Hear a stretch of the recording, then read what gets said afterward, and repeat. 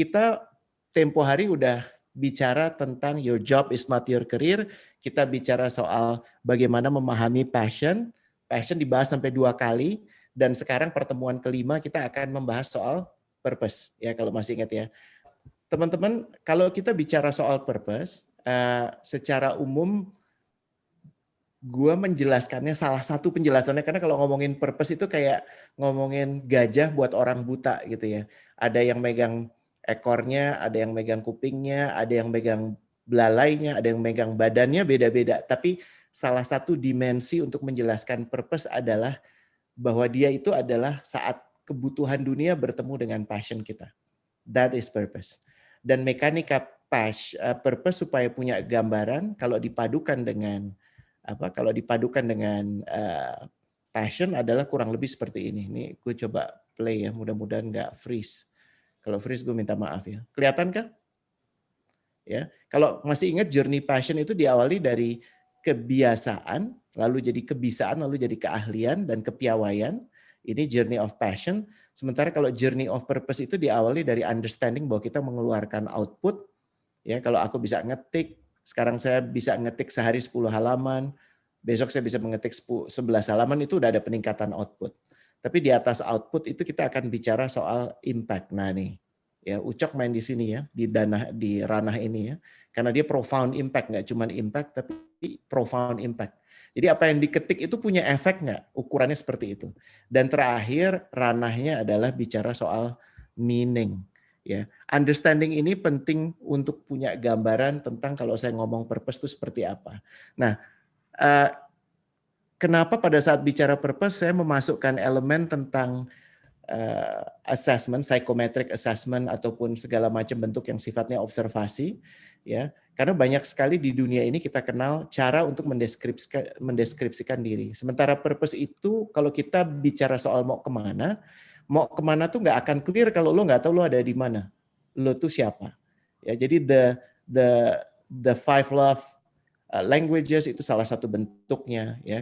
Terus kemudian pernah dengar kalau ada yang namanya Stephen, ya kemudian ada MBTI, ya. MBTI-nya apa? Silahkan boleh berbagi di sini gitu ya. Dan kata kunci apa yang dimunculkan oleh semua psychometric assessment ini sebenarnya untuk membantu kita mengenali diri sendiri. Tapi yang celaka adalah apabila itu dijadikan sebagai sebuah ketetapan. Ya. Yang paling berbahaya adalah pada saat saya sekarang tahu saya adalah INFJ, ya, di advocate seperti itu, saya minta dipahami sebagai itu. Cilaka kedua adalah ruang bertumbuh kembang saya kunci sendiri. Kenapa? Karena saya sudah merasa this is me.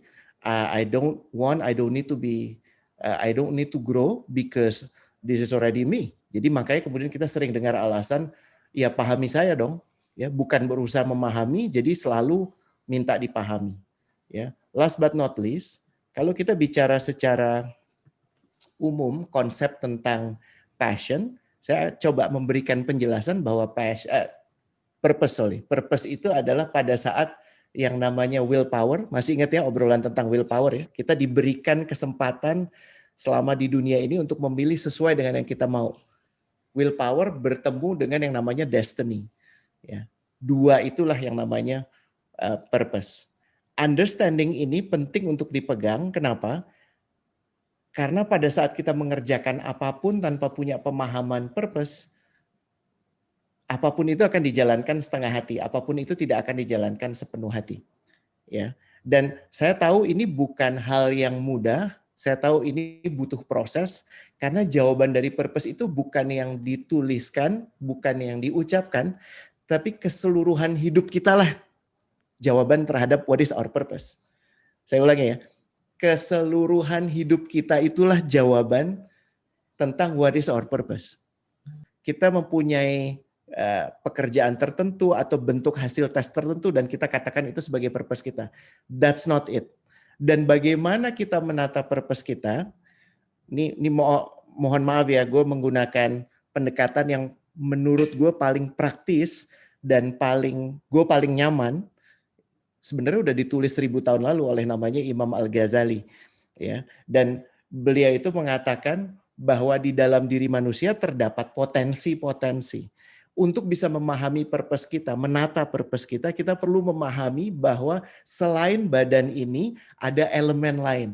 Ya, elemen itu gue nggak akan coba tuliskan ya. Cahyani atau siapa bisa bantu nanti tuliskan ya. Yang pertama namanya the ruminant atau dia yang memamah biak, saya yang memamah biak, yang kerjaannya cuman pengennya tidur, ya, pengennya makan, ya, nggak mau ngapa-ngapain, ya udah gini-gini aja gitu. Nah, itu the ruminants, ya. Elemen kedua menurut Imam Al-Ghazali, ini bukan kata Rene ya, kata Imam Al-Ghazali. Elemen kedua itu adalah predatory. Predatory itu dia yang mendapat keasikan, kenikmatan dari ngakalin orang lain, dari ngerjain orang lain, dari mengambil kekuasaan, ya, merendahkan orang lain. Nah, itu predatory. Yang ketiga itu akal. Secara akal, akliyah kita udah diberikan kemampuan untuk bisa menelaah. Kalau kemudian saya tidak melanggar lampu merah karena akal saya bisa mengatakan kalau saya melanggar, sekarang sudah ada CCTV dan setelah itu saya ditangkap, saya bisa didenda, maka saya memilih untuk tidak. Itu akal yang bicara. Ya. Dan akal itu adalah pilihan yang paling baik di antara ketiga ini. Tapi akal aja nggak cukup, karena akal punya keterbatasan dari apa yang kita lihat, dari apa yang sensor kita tangkap. Kalau saya nggak melihat, saya nggak pernah mendengar, bisa jadi kita nggak percaya, kita nggak yakin. Contoh, pohon yang besar itu yang kelihatan apanya? Yang kelihatan daunnya, yang kelihatan batangnya. Akarnya nggak kelihatan kan? Bisa nggak kita kemudian ngomong, oh karena nggak kelihatan berarti nggak ada itu yang namanya akar. Dulu, ya abad 17 tahun 1600 sekian, ada sebuah riset mendalam disponsori oleh lembaga pendidikan di Jerman yang paling advance kala itu, mengatakan bahwa angin itu muncul dari pohon yang bergerak. Buat kita aneh ya. Kenapa? Karena observasinya mereka melihat pohon bergerak dan dari gerakan pohon itu muncullah angin. Jadi pohon berasal dari angin yang bergerak. Bukan sebaliknya, angin yang menggerakkan pohon. Ini karena sensori kita punya keterbatasan. Ilmu kita punya keterbatasan. Dan apa yang sudah dibenarkan oleh ilmu terdahulu bisa jadi disalahkan. Teman-teman mungkin ingat salah satu contoh manusia paling buruk dalam sejarah selain Firaun dalam sejarah modern namanya Hitler. Dia itu penganut sains yang mengukur bentuk tengkorak manusia. Saya lupa namanya apa ya, frenologi atau apa gitu. Dan di situ dia mendapati mana ras yang lebih unggul. Makanya kemudian dia mempunyai validasi saat dia menganggap selain orang suku bangsa Arya itu rendah. Gitu. Nah, ini terjadi apabila akal menjadi di atas segala-galanya. Imam Ghazali lagi-lagi menetapkan bahwa yang terpenting di dalam proses ini adalah ada elemen keempat, yaitu kolbu, yaitu hati. Hati itu memang sudah diberikan fitrahnya sebagaimana kita ketahui sekarang dan senantiasa punya kebutuhan untuk berhubungan dengan Sang Pencipta. Sehingga apabila kita menata purpose ini, maka tidak bisa tidak kita harus mempunyai kendali atas siapa yang kita kasih makan. Dan yang kita kasih makan itu bukan hanya dari makan dari mulut, tapi apa yang kita lihat, apa yang kita dengar, apa yang kita tulis, apa yang kita ucapkan. Kalau kita hanya memperhatikan segala hal yang membuat ruminans kita yang dominan, maka purpose kita pun akan bergeser dari purpose ideal, kenapa kita diciptakan, menjadi purpose yang ruminan itu. Kalau predatorinya yang dikasih makan, ya, yang semakin mudah menggibahkan orang, semakin mudah merendahkan orang, selalu melihat semuanya salah orang, bukan salah saya, maka purpose yang akan tertata adalah purpose yang menuju ke arah itu. Paham ya kawan-kawan ya? Dan kalau yang kita kedepankan adalah akal, maka kita akan senantiasa menjadi orang yang sangat logis. Ya, itu saja, gitu, mengarah ke sana. Tapi belum tentu sejalan dengan apa yang dititipkan oleh Sang Pencipta kepada kita. Lagi-lagi dalam menyampaikan ini perlu didasari, gue menyampaikan ini sebagai orang yang meyakini keberadaan one supreme being namanya Allah, ya, Dan karena saya Muslim, saya menggunakan itu sebagai pegangan. Makanya saya menggunakan Imam Al-Ghazali. Kalau kawan-kawan mempunyai pegangan yang berbeda, tentunya bisa jadi menggunakan kaidah yang berbeda. Tapi kalau mempunyai keyakinan bahwa tidak ada one supreme being, akan rada sulit menerima argumen itu. Sah-sah aja sih, ya. Boleh aja kita nanti punya perdebatan terpisah, tapi basisnya itu adalah itu. Kawan-kawan, dalam menata purpose itu bukan untuk menetapkan gue dilahirkan di dunia ini untuk ini. Bukan. Gue ulangi sekali lagi. Menetapkan purpose itu bukan dengan secara lantang mengatakan gue dilahirkan di dunia untuk ini. Nelson Mandela itu tidak dilahirkan kemudian dia mengatakan saya akan mempersatukan Afrika Selatan. Tidak. Tapi kesempatan itu muncul kenapa? Karena yang dia kasih makan selama dia di dalam penjara, selama dia menjadi korban para predatori, dia memilih yang dikasih makan itu hatinya. Bukan predatornya. Paham ya? Ya, jadi Anda yang menentukan Anda akan menjadi apa. Tapi jawabannya bukan pada perkataan Anda, bukan pada komitmen Anda yang ditulis disaksikan oleh banyak orang, tapi totalitas keseluruhan hidup Anda. So that is purpose on my take. So it gives me great pleasure malam ini bisa mengatakan apa adanya, karena jujur gue sangat terganggu tentang narasi yang mengatakan bahwa purpose is what you want. No, because we're not created according to what we want. We are created according to what Allah wants. Tapi kita punya kepedulian untuk mengetahui itu atau tidak. Ya, jangan-jangan semua ini yang kita kedepankan adalah, ya kalau pakai bahasanya Ucok nanti dia akan mungkin mengenakan sudut pandang ego. Ya, jadi yang di fuel itu adalah egonya. Ya. It's good to try to know yourself lewat tes-tes itu. Tapi jangan pernah menerima itu sebagai sebuah totalitas. Jangan pernah juga kemudian mengklaim bahwa karena saya advocate atau karena saya introverted, lo ngertiin gue dong. Gue kan introverted. Salah lo jadinya. Kalau lo ngasih kerjaan gue yang salah. No. It's not like that. Paham ya? Jadi itu adalah gambaran awal supaya kita memahami diri kita sendiri. Jauh sekali dari totalitas kita. Karena bagaimana kita menjadi diri kita yang terbaik, that is the essence of purpose. Ya. Juga yang mention terkait gimana sih di lingkungan kerja itu, ya banyaklah yang mengutamakan hanya salah satu dari keempat yang sudah di-mention oleh Imam Ghazali. Mungkin ada yang hanya mengutamakan predatory, ada yang hanya mengutamakan akal gitu, Coach. Nah, mungkin ada feedback nih dari Coach Rene terkait hal itu. Terkait dengan hal itu, memang yang paling mudah itu mengurus diri sendiri dulu sebelum kita berusaha mengurus orang lain. Karena pada saat kita coba mengurus orang lain, efeknya seringkali tidak akan baik. Karena kita punya kecenderungan sebagai manusia itu untuk sama diri sendiri itu lembutnya luar biasa. Sama diri sendiri itu pahamnya luar biasa. Ya iya, hidupnya sama kita ngerti hidup kita. Tapi kalau sama orang lain tuh bengisnya luar biasa. Nah, baiknya dibalik sih ya. Buat diri sendiri itu lebih keras, tapi buat orang lain selembut mungkin. Mekanismenya seperti itu. Apa yang saya sampaikan di sini bukan untuk berusaha mengoreksi yang lain, mulai dari diri sendiri dulu. Walaupun salah satu elemen penting adalah menjadikan lingkungan jadi lebih baik. Gimana proses kita menjadikan lingkungan lebih baik itu menurut saya juga penting. Jadi kalau lingkungan lo isinya kayak gitu, paling tidak ada satu orang yang waras, lo, ya, untuk mengatakan sesuatu yang baik, gitu. Untuk tidak mengiyakan hal-hal yang salah, ya kan? Kemarin baru ngobrol juga sama si Ucok tentang bagaimana kita, ini gue menggunakan kata yang mungkin not politically correct ya, mohon dimaknai dengan baik, terradikalisasi, ya. Bahasa mungkin lebih tepat menjadi lebih fanatik terhadap hal-hal yang menurut kita benar.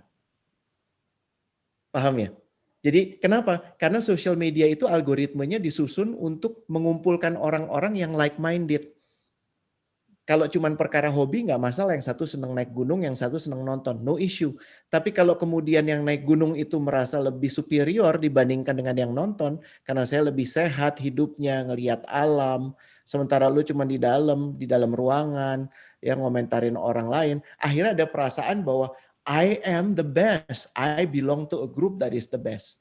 Jadi semakin fanatik, dan ruang untuk bicara antar satu kelompok dengan yang lain semakin sempit.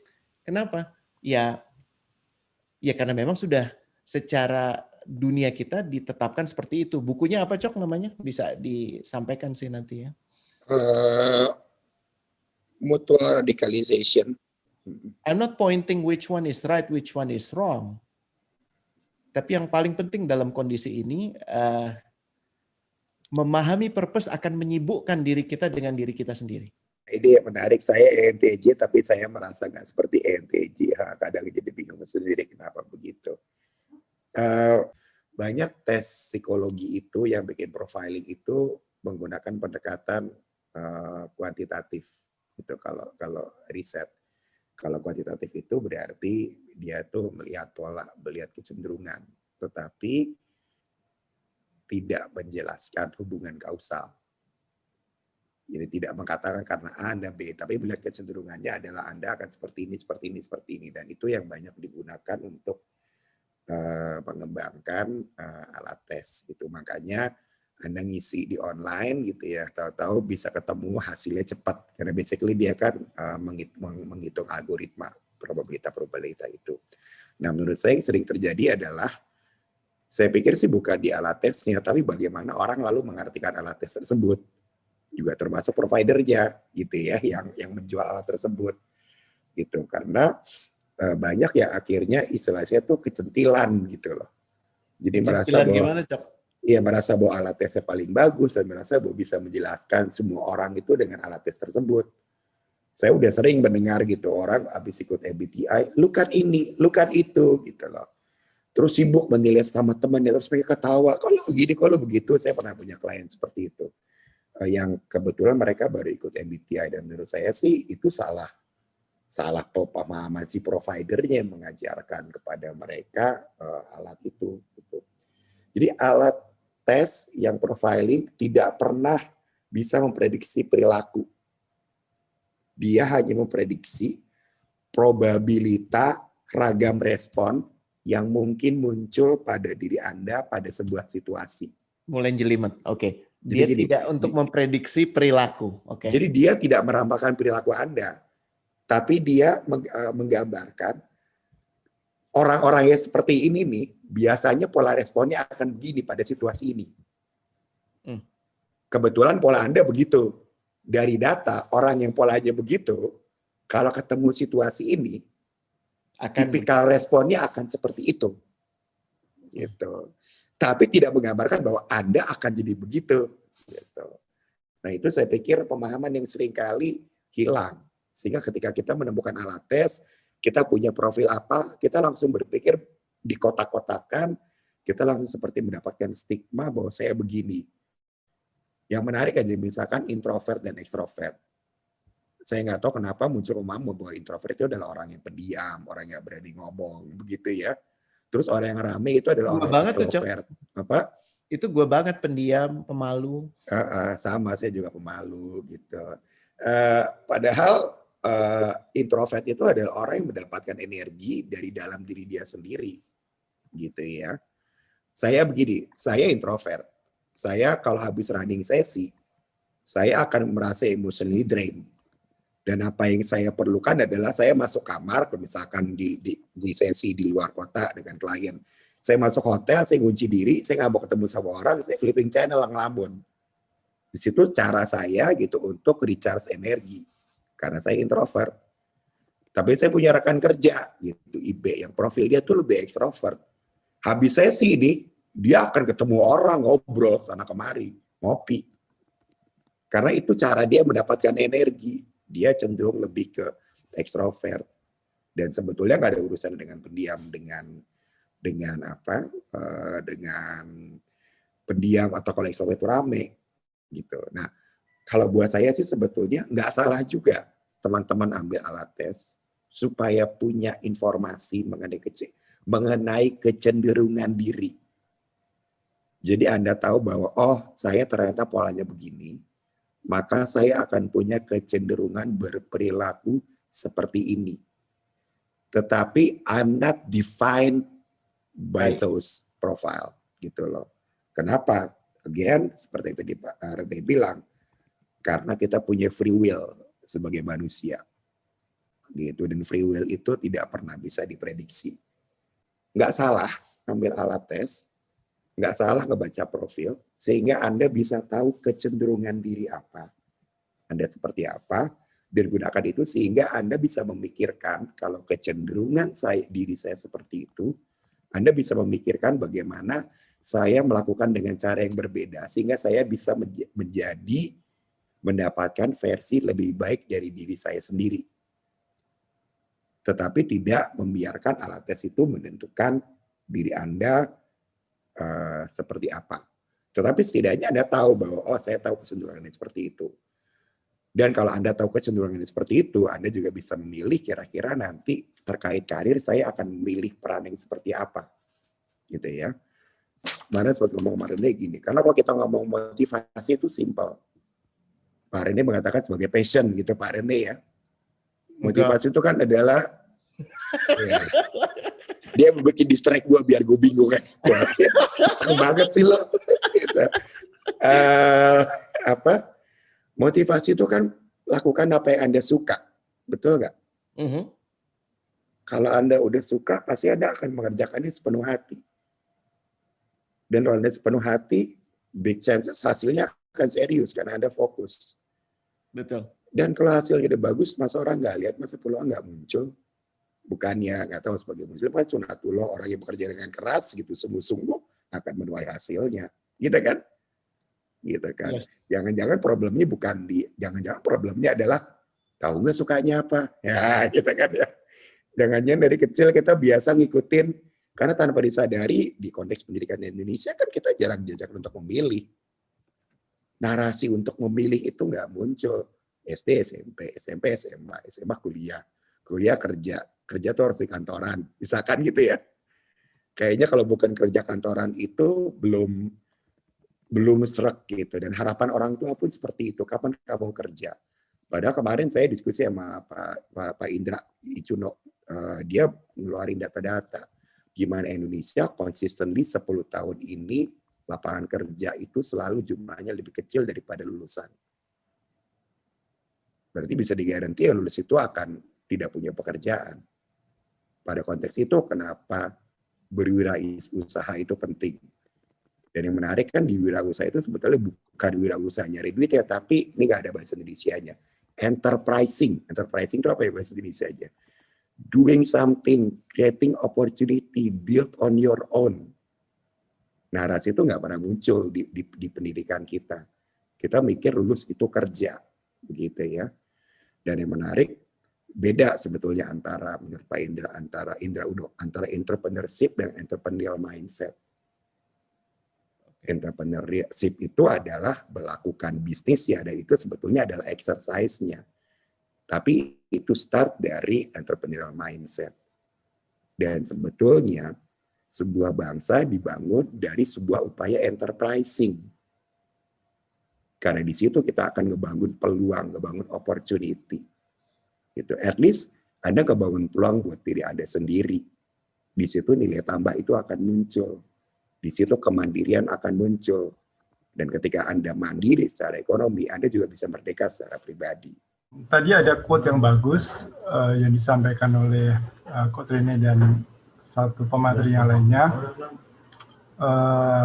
tentang free will versus predatory. Free will versus predatory.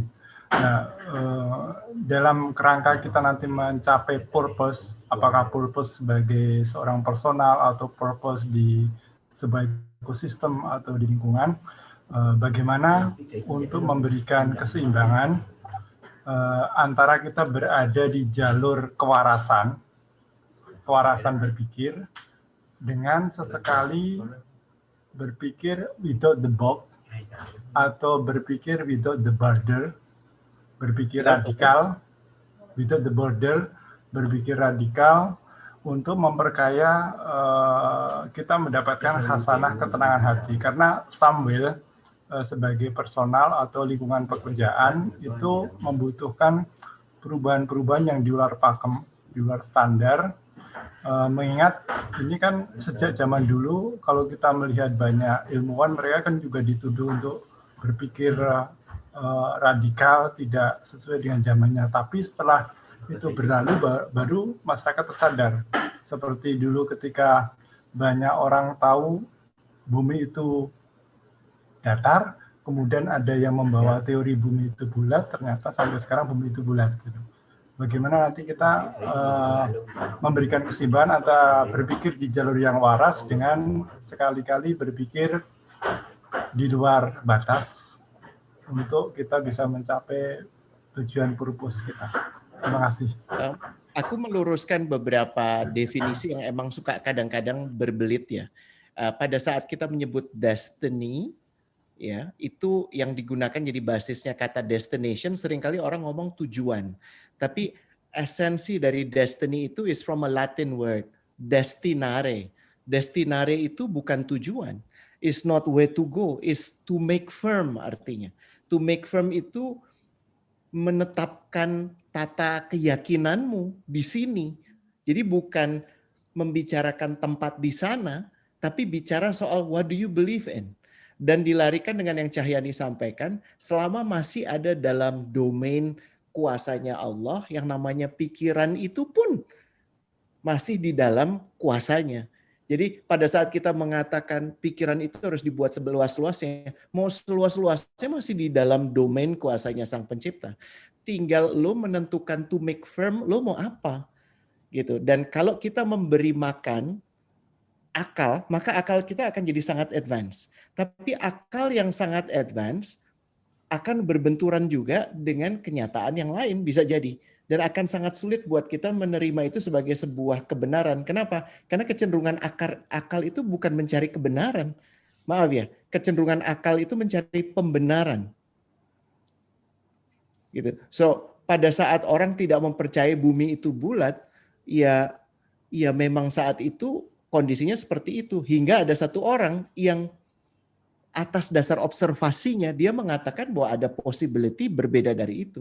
Jadi menurut saya tidak ada waras atau di luar batas, bukan itu. Itu bagaimana kita menata tata keyakinan diri kita, pemahaman tentang kenapa sih gue ada di sini, gitu ya. Gue mau ngapain sih? Esensinya, sejatinya tuh ngapain sih? Gitu, dari setiap waktu yang dititipkan ke gue mau ngapain sih? Dan dalam keseharian itu mana yang mau saya kasih makan? Gitu. Nah, destiny yang saya maksudkan bahwa yang namanya purpose itu adalah free will dikarikan destiny. Free will-nya itu kita yang menentukan bangun pagi, kita mau bangun kah atau mau lanjut tidur. Pada saat berdiri mau sikat gigi kah ya atau kumur doang. Ya, mau sarapan kah atau langsung kerja. Itu choices. Yang sering kali tidak kita pahami adalah bahwa semua choices itu masih di dalam domain kuasanya. Tidak akan ada satu daun pun bergerak tanpa izinnya. Ya, jadi tidak ada yang mengagetkan, nggak ada. Buat kita aja mengagetkan. Tapi sejatinya buat Sang Pencipta nggak ada. It has been decided. Makanya kata lain yang saya ingin perkenalkan di sini, fate, itu dari kata Latin fatum. Fatum itu artinya it is already been decided. Kalau Muslim mengenal istilah beda antara qada dengan qadar.